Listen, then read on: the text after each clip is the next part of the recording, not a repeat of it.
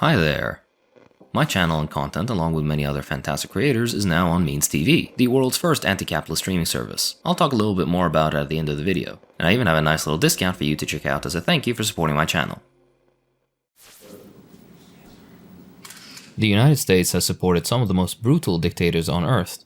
In fact, they directly installed many of them. Contrary to the myth, the US isn't a benevolent global guardian of freedom and justice. The US emerged from World War II with an eye on maintaining its global hegemony and defeating communism. How did they try to do it?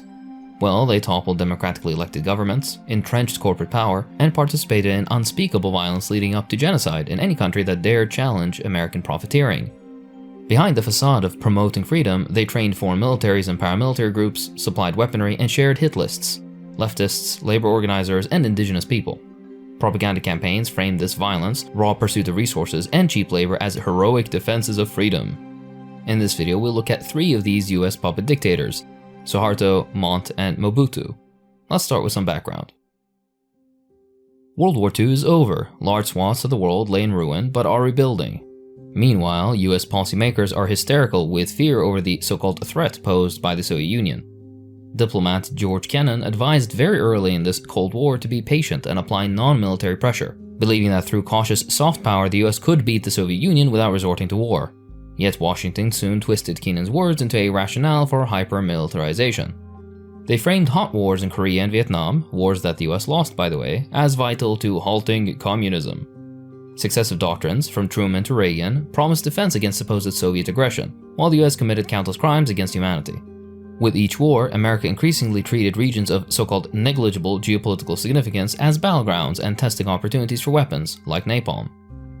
National Security Memo 68 cemented this shift by all but ordering a massive arms buildup and replacing any remaining restraint with perpetual readiness for war. Washington paired its economic and military interventions with equally powerful and arguably more effective propaganda campaigns designed to legitimize and normalize its aggressive foreign policy. The Truman administration's Campaign of Truth epitomized this effort, recasting American imperialism as a heroic necessity. Truman's program worked the nonsense propaganda we're all familiar with today, that the US championed freedom and democracy while also conflating American capitalism with morality. Some hoops you have to jump through for that. At home, fear-mongering Republicans and the Federal Employee Loyalty Program created a hostile environment for any sentiment even remotely leftist, making it easy to spin overseas interventions as defensive measures against an imagined global communist plot taking over America, a sentiment that remains to this day despite zero evidence. Victories for communists, such as in China and Cuba, were claimed to be Soviet-engineered expansions of a monolithic Red Empire, which of course was just projection, as it was the US building the empire. While some interventions were, at their foundation, ideologically driven, most were driven by economic interests. Corporate access to raw materials and cheap labor dictated policy more than ideals like democracy or freedom. In the imperialist worldview, populist, leftist, and nationalist economic efforts in, for example, Latin America threatened Western capitalist profits, which, of course, prompted Washington to provide them with more friendly regimes at any cost. The CIA's coup against Guatemala's Arbenz, which I'll detail later in the video, is a great example of how anti-communist messaging concealed the true motive, which was to ensure that US fruit companies retained their grip on local resources. Multi-layered strategies, from the Rio Pact to covert training of paramilitaries, were always accompanied by a steady drumbeat of propaganda promising that this time is different, that US meddling will prevent tyranny, not impose it. This includes financing right-wing parties in Italy, preparing paramilitaries in Eastern Europe, and arming insurgents in Tibet. This extends too to more high-profile actions like Operation Ajax in Iran and PB Success in Guatemala. The US replaced elected leaders with dictators or otherwise so-called friendly leaders. Even when interventions misfired, as in Indonesia, hush money and rhetorical shifts preserved the illusion of so-called noble intent.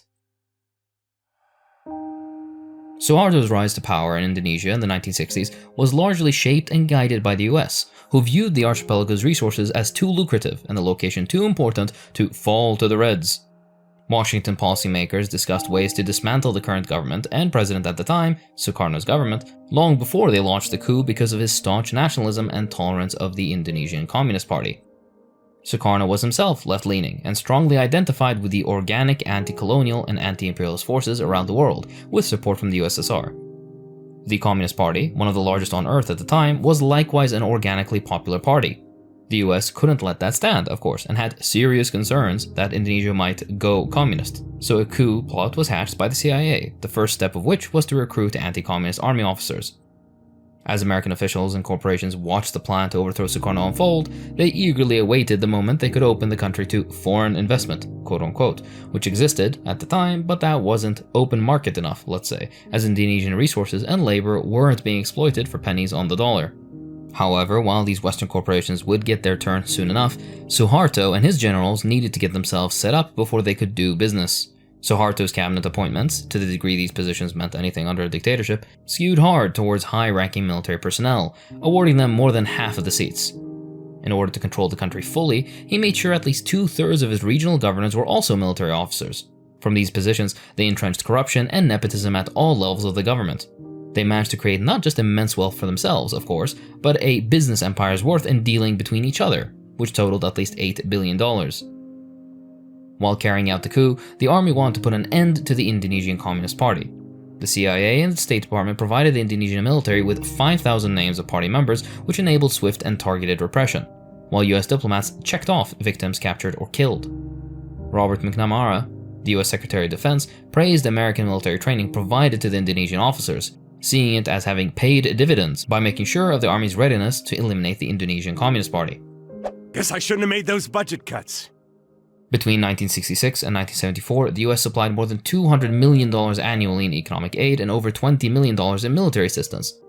The US obviously became Indonesia's top arms provider and the strongest force propping up Suharto and his hold on power, but they weren't the only suppliers. Japan and other allies joined through the Intergovernmental Group on Indonesia to provide an additional $450 million each year, ensuring that the regime's pro-West orientation was financially stable long-term.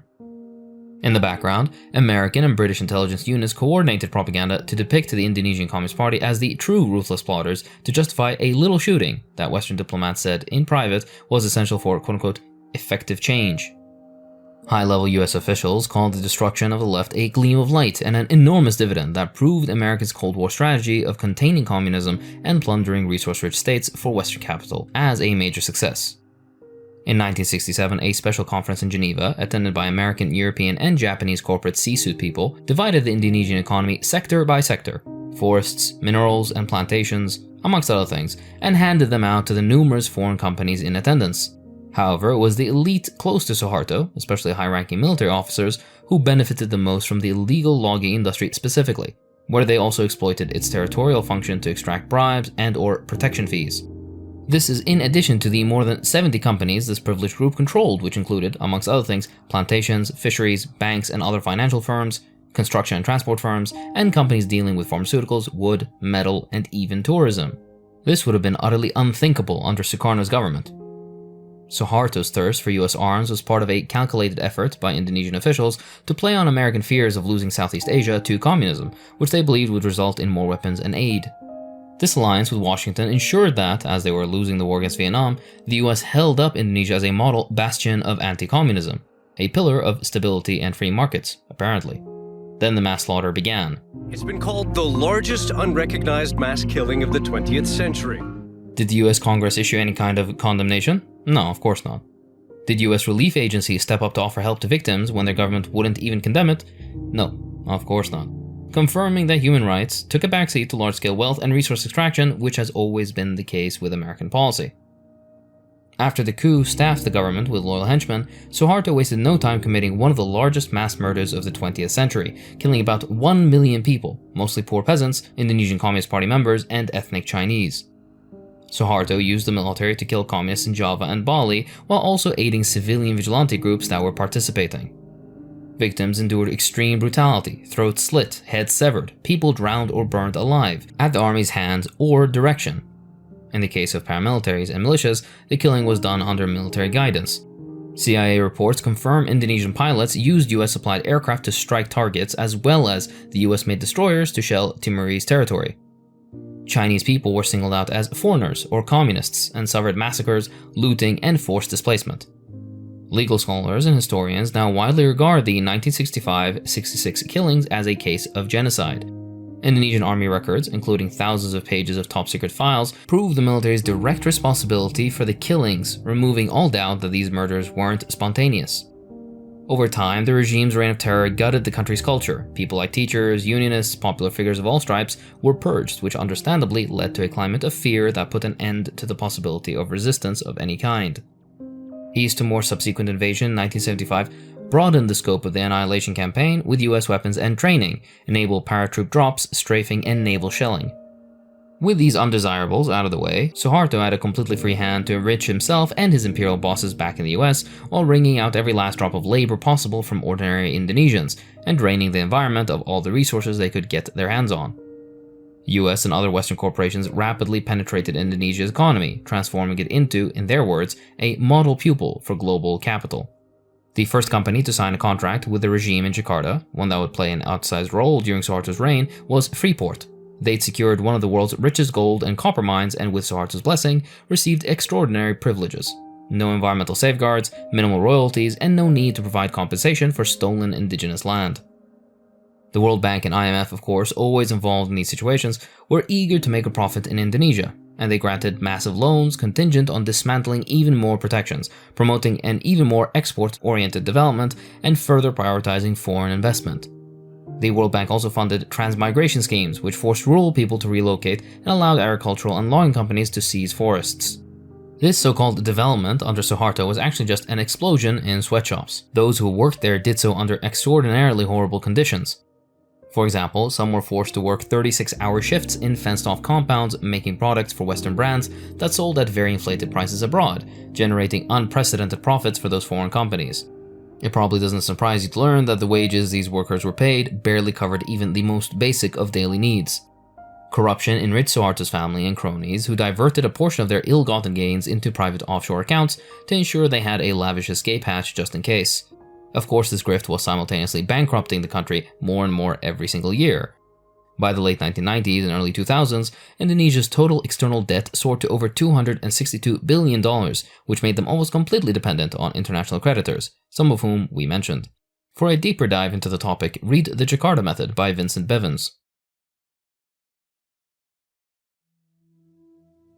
Jacobo Arbenz assumed the presidency of Guatemala in March 1951. Soon after, Guatemala's indigenous farmers gained access to credit and equipment, allowing them to purchase modern products like radios, shoes, clothing, and perfumes. Decree 900 was passed, which redistributed idle land to impoverished indigenous peasants, improving standards of living and ending the feudal-like labor practices of powerful white families who owned large fincas, large farms or ranches. These changes threatened 300 elite families represented by agricultural associations and the land and money of the US-backed United Fruit Company, Guatemala's largest landowner, in part because these corporations and other large landowners were expected to pay higher taxes. United Fruit made enough noise about their own potential lost profit that policymakers, led by Secretary of State John Foster Dulles, feared broader hits to American banana investments and US bank loans. Of course, because this was during the Cold War, Arbenz was accused of having ties to and was supported by communists, claims which have never been substantiated. With all these reasons in hand, the CIA began planning a coup to help maintain Guatemala's dependency on the existing export economy. They recruited a group of reactionary Guatemalan exiles in Honduras, led by exiled Colonel Carlos Castillo Armas, and created a counter-revolutionary force. These operations extended into El Salvador, where the CIA further organized and supported Castillo Armas's forces.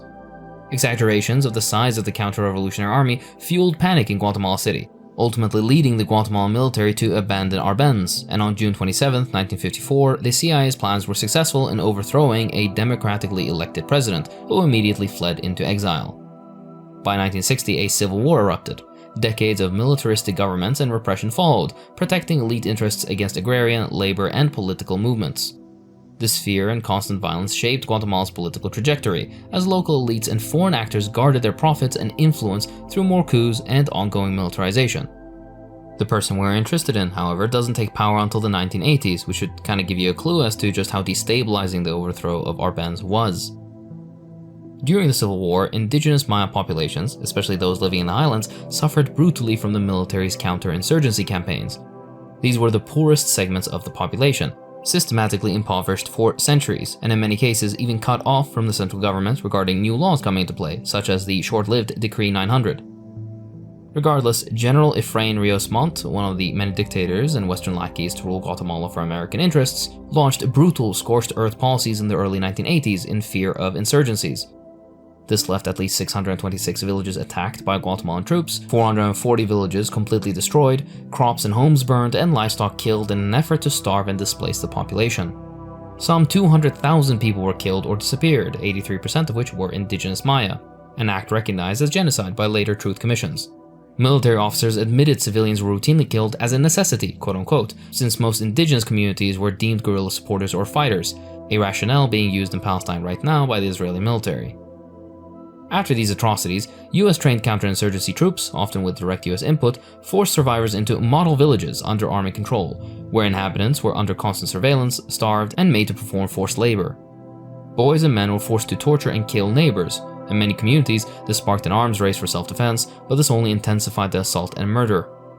Persistent violence, hunger, disease, and pressure stunted child growth at all income levels, which means it was even affecting the wealthier off in these communities. Despite mounting evidence of atrocities, successive US administrations have long been involved. Even Jimmy Carter continued both official and unofficial shipments of supplies even after reports of abuses. The Ronald Reagan administration fully embraced all anti-communist authoritarian regimes, part of the misguided effort to halt so-called leftist insurgencies, and overlooked widespread human rights violations, like genocide. Declassified documents confirm that while Reagan publicly praised Rios Montt as totally dedicated to democracy, US officials privately knew about all the horrors mentioned, and in spite of this knowledge, the US provided training, funding, and weaponry, helping Guatemala's army carry out mass killings while claiming human rights reports as communist propaganda. Yet another parallel with the illegal settler colonial entity. After the war, Guatemala's extractive economies, especially mining, expanded through domestic alliances of wealthy elites with foreign, mostly Western corporations. The military and militias frequently attacked activists, indigenous leaders, and communities resisting new projects. Oligarchic families pushed through laws favoring themselves, mostly in the hydropower, agro-industry, and mining industries, enriching themselves with society at large never seeing the benefits from these policies. For those able to afford it, private security companies were given impunity for abuses against marginalized groups committed in the performance of their so-called duties. Indigenous communities now face not only the legacy of genocide, but also harassment, forced evictions, and other structural violence as they attempted to defend ancestral land from resource extraction. For more info, read Bitter Fruit, the story of the American coup in Guatemala. In 1960, as the Congo sought true independence from Belgium, the United States kept a close eye on the events unfolding, in particular the election of the Congo's new government. The result was a democratically elected government headed by Patrice Lumumba as prime minister, and on June 30th, 1960, the Congo was finally independent. However, Belgian troops remained in the country, which is obviously unacceptable, especially to a newly independent nation, and even more especially when those troops are those of the former colonial overlords. Prime Minister Lumumba pleaded with the US for assistance, but they declined, preferring a UN peacekeeping mission over direct involvement, while permitting Belgian troops to remain. Unfortunately for all involved, the UN peacekeepers failed in their mission to remove Belgian soldiers and reintegrate the breakaway state Katanga that also proclaimed its own independence in July of 1960. With no other choice, and despite the geopolitical risk, Lumumba turned to the USSR for help, which immediately triggered the US to begin the coup. The CIA launched its largest covert operation at the time, costing an estimated $120 to $200 million in 2024 calculation, with the explicit aim of installing a pro-Western puppet government. CIA agents funded anti-Lumumba propaganda, street demonstrations, and bribed opposition politicians, enabling an army chief by the name of Mobutu Seko to seize power by dissolving parliament and suspending the constitution in September of 1960. The CIA station chief arranged Lumumba's eventual murder, which allowed Mobutu to solidify his position and discouraged stable, broad-based political organization against him. The US hails the illegal intervention as a success because they overlooked the long-term consequences of propping up a violent dictator through bribery and force, a lesson the US has yet to learn despite many examples. This approach denied Congolese people the chance to establish legitimate self-governed institutions free from colonial influence in order to create, again, pure dependency on the US and its allies. Once firmly in power, Mobutu began enriching himself almost immediately by diverting up to 2% of the government's budget directly to his office with zero oversight and accountability. He extracted money from companies directly also. For example, from Geka Mines, a Congolese mining company, he took a full quarter of revenues, forcing the Bank of Zaire into default in the mid-1970s and cutting into export income critical for servicing the nation's mounting debt. It's estimated that Mobutu stole between $6 and $10 billion during his regime. In 1971, he changed the name of the country to the Republic of Zaire. Throughout the Nixon-Kissinger years, the US enthusiastically endorsed Mobutu's regime, deepening military and economic ties and encouraging private American firms to invest. Mobutu is very adept at securing aid from the US by provoking crises, and there is no better example of this than when Zaire faced imminent financial collapse in 1975. And right on cue, the US rushed in to prop up their puppet state by providing $50 million in aid, nearly $300 million in today's dollars, with no strings attached, despite the Treasury and OMB demanding IMF-backed reforms. Secretary of State Kissinger insisted that strategic considerations superseded economic rationality. This decision drastically increased Zaire's debt, and mismanagement remained unchecked. The result was a series of ill-conceived projects such as the Inga Shaba power line. It was, of course, primarily awarded to American firms, such as Borsig Knudsen and Fishback & Moore, with both the World Bank and the Belgian government having absolutely no interest in financing this or other projects. In a fit of honesty, they explained that the decision was, and I quote, based more on political than economic considerations. To top it all off, the US financial guarantees actually doubled initial costs, which created lots of surplus power without a market for it to be sent to. These prestige ventures served Mobutu's personal interests and the pockets of foreign contractors rather than alleviating local hardships. US policymakers relied on Mobutu as a regional instrument to counter imagined and non-existent communist expansion. In 1997, after decades of US-supported military rule and dictatorships, Rwandan and Ugandan forces overthrew Mobutu with surprising ease, which exposed Zaire as the fragile, hauled-out state it was, never achieving genuine legitimacy or capacity. During this offensive, Rwandan Tutsi allies carried out massacres against Hutu refugees that also amount to yet another genocide. Human rights reports identified Rwandan troops as key perpetrators, and there's strong evidence that US personnel of some kind were on the ground alongside these units. By 1998, Laurent Desire Kabila expelled Rwandan and Ugandan forces, but only days later, those same forces launched another invasion, which partitioned the country and caused a regional, large-scale war. Zimbabwe, Angola, and others intervened to protect Congolese sovereignty, which was only necessary because of the institutional rot that Mobutu's reign allowed. It was aptly named Africa's First World War. The name fits because it is the origin point for much of the destabilization and economic ruin that still exists to this day due to the kleptocratic warlords that arose and took power in the region since then, which was mostly caused by Europeans. History makes it clear that any democracy crumbles when US interests are on the line. At every turn, Washington opted for war, direct or proxy, legal meddling, or outright overthrow. American policymakers, fully aware of the horrifying consequences, funded military dictatorships, orchestrated coups, and enabled genocides just to secure raw materials, cheap labor, and special privileges for Western corporations, whether in Indonesia, Guatemala, Congo, or wherever else. America's propaganda cloaked these horrors in the language of freedom and security, disguising cold-blooded atrocities as noble defenses of democracy. Actions, however, speak much louder than words. A better world is possible. Back to our exciting announcement. You can now find my content on Means TV. If you're not familiar with Means TV, they're an explicitly anti-capitalist worker-owned cooperative that produces worker-owned educational and entertainment content in a streaming service format. You can find everything from my videos to original series like Means Morning News to feature-length documentaries like Abby Martin's Gaza Fights for Freedom, with more amazing content being added every day. As you all know, leftist creators have to be incredibly careful to avoid the various forms of censorship that, for some reason, don't affect the right. I wonder why. Regardless, my uncensored videos and more edgy content can comfortably be viewed on Means TV without all the tricks and clever self-censorship needed. A platform that allows us to say what we want to say and make what we really want to make.